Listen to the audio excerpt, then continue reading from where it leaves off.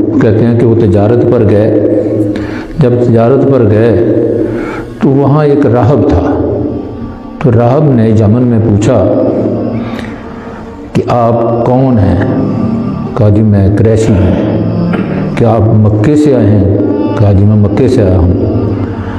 तो उसने जब निशानियाँ 2-3 पूछ ली तो उन्होंने कहा कि अगर आप मेहरबानी करें अपने पेट से मुझे कमीज़ उठाकर दिखाएं तो मेहरबानी होगी। उनके क्या दिखाया तो नाफ के साथ उनके एक तिल था हज़रत अबू बकर सिद्दीक़ रज़ियल्लाहु अन्हु के। तो उसने कहा ये जितनी भी निशानियां हैं ये तो वो निशानियां हैं जो हमारी पहली किताबों में आई हुई हैं। इसका मतलब हज़रत अबू बकर सिद्दीक़ रज़ियल्लाहु अन्हु का या इसमें ग्रामी है, उनके बारे में पहली किताबों में भी जिक्र है। तो वो उन्होंने कहा कि आप तो एक नबी पैदा होने वाला है।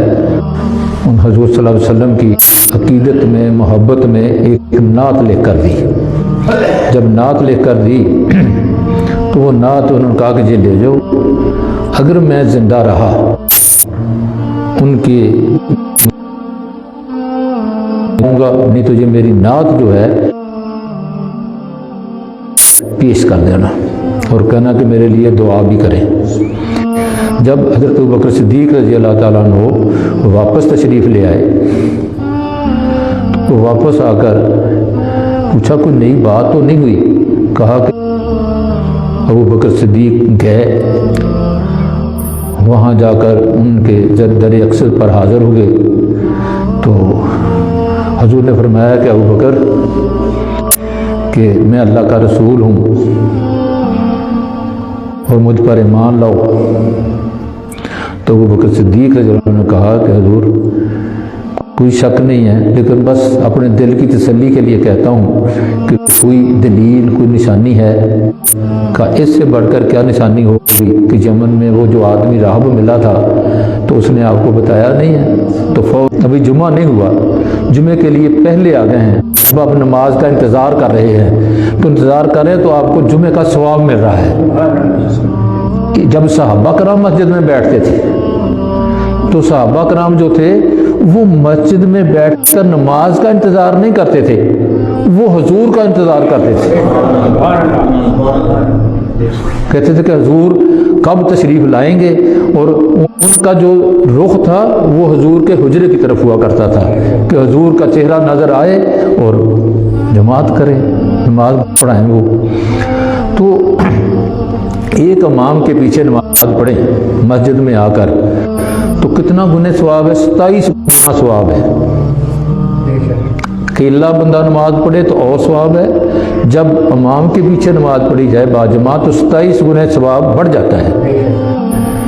तो ज़रा खुद अंदाज़ा लगाएं, एक आम इमाम खा वो सैयद हो, खा वो किसी ज़ात से तल्लुक़ रखता हो, खा उसने दरस निज़ामी किया है या उसने कुरान हिफ़्ज़ किया है या कुछ भी किया है, लेकिन इमामत कर रहा है, आप उसके पीछे नमाज पढ़ रहे हैं तो आपकी नमाज 27 गुना जो है वो बढ़ गई। जब 27 गुना उस इमाम के पीछे बढ़ गई तो जब हुजूर इमामत फरमाते होंगे और सहाबा कराम जो नमाज अदा करते होंगे उनकी नमाज का क्या हाल होगा? तो लोग सोचते नहीं सहाबा पर बात करते हुए कि सहाबा का कितना रुतबा है। हमारे पीछे मुझे एक बात याद रही है कि फ़ौज के बारे में बातें होती थी कि फ़ौज जो फ़ौज का गद्दार हो, फ़ौज पर नुक्ताचीनी करे, फ़ौज पर उंगली उठाए, फ़ौज पर उंगली उठाए, हम तो उसको कहते हैं कि नमक हराम है, गद्दार है, मुल्क का गद्दार होता है। तो जो सहाबा कराम हैं ये हुजूर की फ़ौज है। जंगे बदर किसने लड़ी? सहाबा ने लड़ी। जंगे उहुद किसने लड़ी?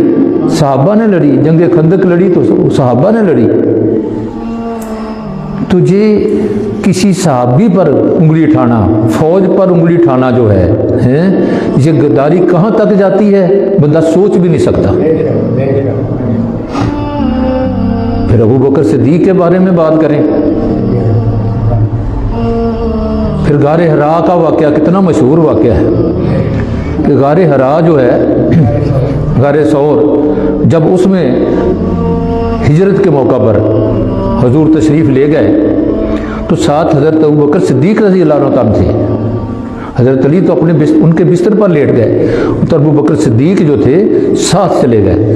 और नबी के जो कदम मुबारक थे जब वो ज़मीन पर लगते थे तो उनका निशान नहीं पड़ता था। ये एक नबी की शान है कि नबी की शान ये है कि जब उनके कदम ज़मीन पर लगे तो उनका निशान नहीं पड़ता, और पत्थर पर लगे जब पत्थर पर लगे तो निशान पड़ता था, और ज़मीन पर लगे तो नहीं पड़ता था। तो क्या किया अबू बकर सिद्दीक़ रज़ी अल्लाह अन्हु ने कहा कि उनको कंधों पर उठा दिया। हम इमाम हसन और इमाम हुसैन की तो बात करते हैं कि हुजूर ने उनको कंधों पर उठाया। बड़ा रुतबा है उनका, बहुत रुतबा है, कोई हिसाब नहीं है जितना उनका रुतबा है। तो जिसने हुजूर को कंधों पर उठाया उसका कितना रुतबा है, अबू बकर सिद्दीक़ रज़ी अल्लाह अन्हु का कितना रुतबा है।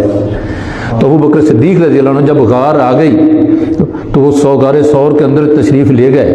तो सबसे पहले क्या किया, गार को साफ़ किया।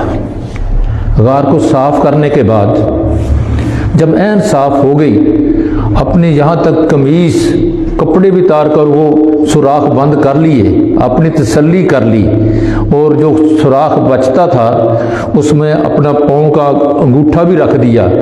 फिर हुजूर को कहा कि सरकार आप तशरीफ़ ले आए। तो साहब तरीक़त लोग क्या कहते हैं, वो कहते हैं कि आज भी वो कहते हैं कि अपने दिल की सफाई के लिए अबू बकर को दिल में बिठा लो और फिर वो खुद ही कहेंगे हुजूर तशरीफ़ ले आए, कि फिर खुद वो फरमाएंगे अबू बकर सिद्दीक़ आप जी अब हुजूर तशरीफ़ ले आए।